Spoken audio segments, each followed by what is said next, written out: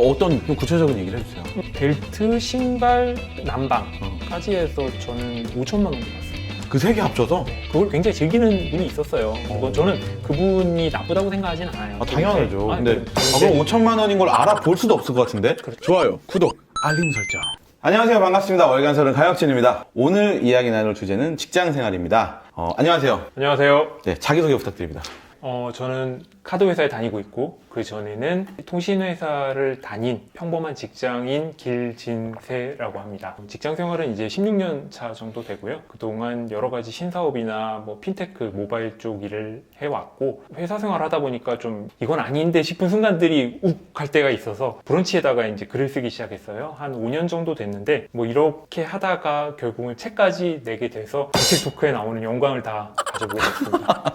영광입니다. 반갑습니다. 책을 이제 보다 보니까 직장을 그만두고 분식집을 차린 그 선배 얘기가 나와요. 사실 그분이 회사에 계실 때는 인사 담당을 하고 계신 분이었어요. 그래서 부서 안에 모든 사람들이 아무래도 그분의 눈과 입을 지켜볼 수밖에 없고 인사 담당자가 뭐 잘 아시겠지만 굉장히 권한이 막강하잖아요. 그러다가 그분이 개인적인 사유로 퇴사를 하시게 되고 그러고 분식집을 내시게 되셔서 저한테 전화를 주셨었어요. 오랜만에 연락을 받았는데 당황했어요. 왜냐면 왜 갑자기 분식집이지? 이분은 분명히 인사 쪽에 다른 대기업이나 이렇게 잘 가실 줄 알았는데 이게 무슨 일이지 싶었는데 아무래도 본인이 회사 내에서 중요한 업무를 하고 계시다 보니 내가 곧 회사다 라는 생각을 많이 하셨고 회사의 입장에서 업무를 정말 잘 처리를 하셨던 분이거든요. 일을 잘 하셨어요. 거기 너무 몰입하시고 하다 보니까 이제 회사를 나왔을 때 상실감이 너무 크셨고 그래서 정신과도 다니시고 고통이 많으셨더라고요. 그 정도로? 예.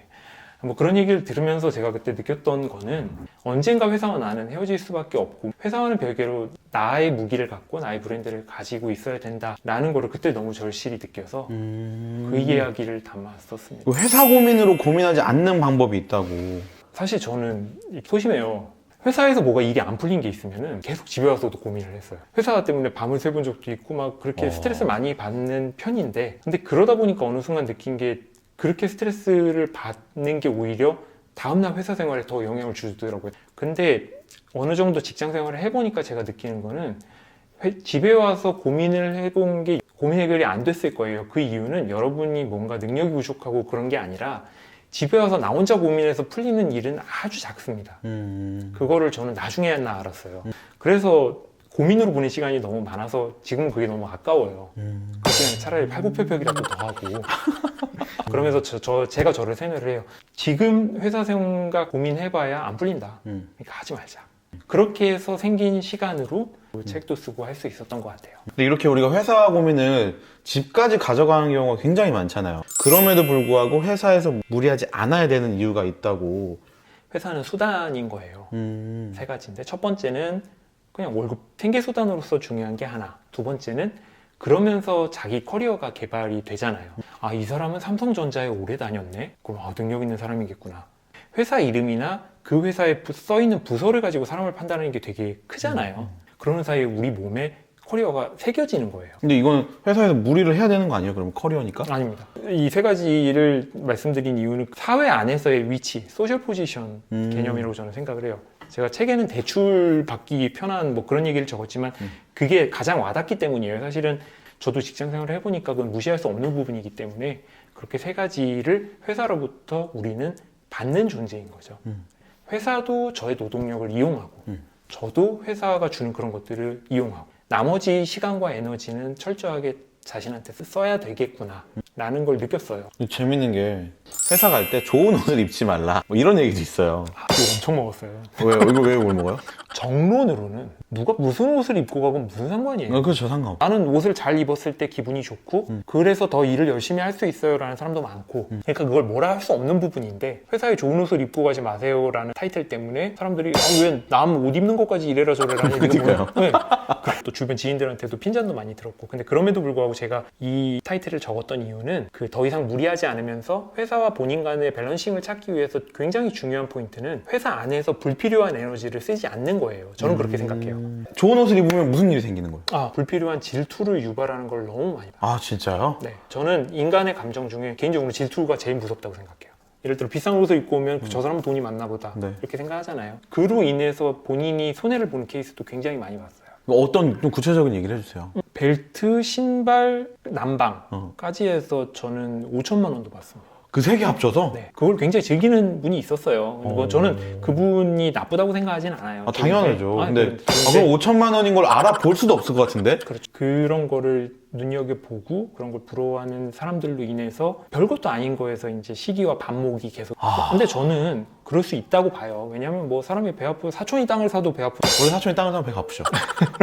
물론 그렇다고 지저분하게 입고 다니고 그러는 게 아니라 저커버그나 스티브 잡스 보면은 복장이 항상 같잖아요. 그렇죠. 그게 물론 그분들의 아이덴티티 확립이라고도 생각하지만 그 회사에서 불필요한 에너지를 쓰지 않는 게 되게 중요한데 휴가 쓰는 게 되게 눈치 보이는 회사들도 있잖아요. 네. 이 휴가를 쓸 때 좀 잘 쓰는 팁 이런 것도 있나요?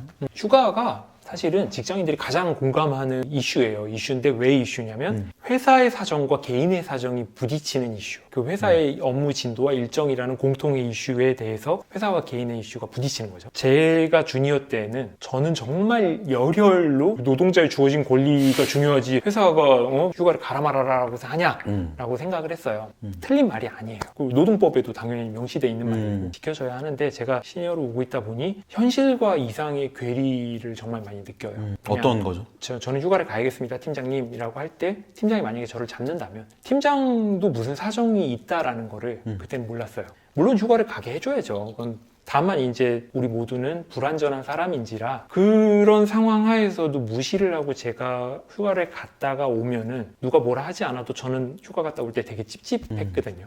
사실은 요즘의 트렌드에서는 이런 얘기는 하면 안 돼요. 회사가 너의 삶보다 우선하라고는 말을 못 하겠어요. 하지만 저는 꼭 권장드리고 싶은 건 주변의 정보를 잘 갖고 계셨으면 좋겠어요. 그러니까 휴가를 갈 시점에 회사 돌아가는 거, 내 팀과 내 본부에 주어지는 프레셔, 뭐 여러 가지 상황들 이걸 보고 합리적인 유추를 해서 이 정도면 갔다 와서 해야지 그런 판단을 할 수 있으면 좋겠어요. 뭐 휴가 가겠습니다 했을 때 뭐 말이 잘 통하는 사람도 있겠지만 약간 좀 이제 우리가 흔히 얘기하는 분노 조절 장애가 있다 라고 생각하는 사람들이 있잖아요. 근데 그런 사람들을 만났을 때 대처하는 방법 이런 것도 있을까요?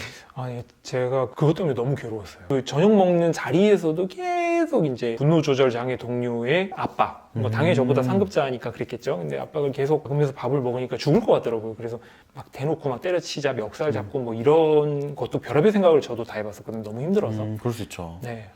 저도 해봤어요. 이게 직장 내 괴롭힘과도 연결될 수 있는 부분이에요. 근데 그때 중요한 거는 감정적인 이슈로 몰고 가면 안 돼요. 강혁진 차장이 지금 화가 났다? 뭐 동태요, 어쩌라고. 그쵸. 넌 일만 하면 돼. 이거기 때문에 이 동료로 인해서 주변 동료들이 불편하고 일이 안 된다라는 걸 업무 생산성 저하라는 걸로 갖고 가야 돼요. 회사의 실질적인 피해로 이어진다라는 거를 회사한테 어필을 해서 회사가 인사상의 문제로 이걸 인지하도록 하는 게 굉장히 중요합니다. 그게 어른의 해결책인 것 같아요. 지금 생각해보면. 근데 저는 어렸을 때는 모르니까 너무 감정적으로 나 혼자 어떻게 해보려고 하고 그랬었는데 그러지 마시고 나만 그렇게 느끼는 건지 이 사람으로 인해서 다른 사람들도 그렇게 불편하고 힘든지를 잘 봐야 돼요. 왜냐면 나 정말 저 사람이랑 안 맞고 일 못하겠고 저 사람 맨날 나한테 화를 내고 힘든데 다른 사람들은 저 사람에 대한 평가가 너무 좋은 경우. 그때는 정말 더 죽겠더라고요. 미치죠. 미치겠어요. 미치죠. 근데 그거를 미치지 말고 그 순간에 굉장히 객관적으로 보면서 내가 어려운 부분이 정말로 이게 저 사람 문제인가? 내 문제인가를 봐야 돼요.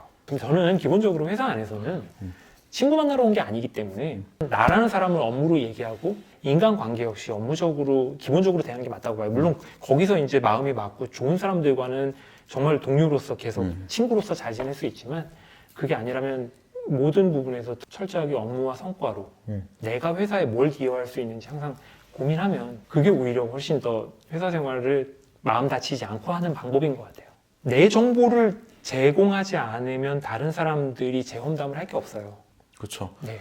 좋은 옷을 입고 온다거나 이러지 않으면 험담을 하기가 어렵죠. 그러니까 조금 더 극단적으로 말하면 공기와 같은 사람이 되는 게 저는 좋다고 봐요. 공기와 같은 사람. 네. 그러니까 업무적으로는 굉장히 존재감 있고 우리 회사는 반드시 저 사람을 잡아야 됩니다. 이 얘기가 나오게 하지만 그 외에는 강혁진 씨가 어디 살고 뭘 좋아하고 어디 출신이고 집은 서울에 샀는지 경기도에 샀는지 뭐 자가인지 전세인지 월세인지 등등 무수히 많은 TMI 정보가 우리 동료들 사이에서 떠다니고 있거든요. 그리고 그걸 보면서 이제 앉아서 씹고 뜯고 맛보고 즐기는 거예요, 사람들이. 업무적으로 공기 같은 사람이 되면 안 되고 존재감이 확실해야 되지만 맞아요. 업무 외적으로 굳이 나에 대한 많은 정보를 흘리는 것은 험담의 재료가 될 수 있다. 아니, 그것뿐만 아니라 요즘 시대에는 더더욱이나 맞는 것 같아요. 왜냐하면 비대면에 뭐 화상회의로 다 하고 뭐 그다음에 인간관계로 풀리는 업무가 이제 별로 없어지고 있어요. 근데 그런 사람이 있을 수 있나요? 공기처럼 사는 사람이? 있죠. 저는 엄청 많이 봤고 특히 바쁜 스타트업에서는 너무 많이 봤어요. 이게 되게 재밌는 게 엄청 바쁜 회사면은 제가 이렇게 무슨 팁인 것처럼 말씀 안 드려도 그렇게 되고요. 정말 안 바쁘고 여유롭고 한가로운 회사일수록 이 반대로 갑니다. 일이 바쁘면 자기 개인 얘기 할 시간이 없으니까 뭐 알아서 그냥 공기 같은 사람들끼리 모여서 일을 하게 되네요. 그렇죠. 치열한 공기죠. 그들은. 네, 오늘 회사 생활에 대한, 직장 생활에 대한 이야기 좀 나눠봤고요. 저는 그럼 또 다음 영상에서 더 좋은 주제로 돌아오도록 하겠습니다. 네, 감사합니다. 저는 다음 주에 뵐게요. 감사합니다. 감사합니다.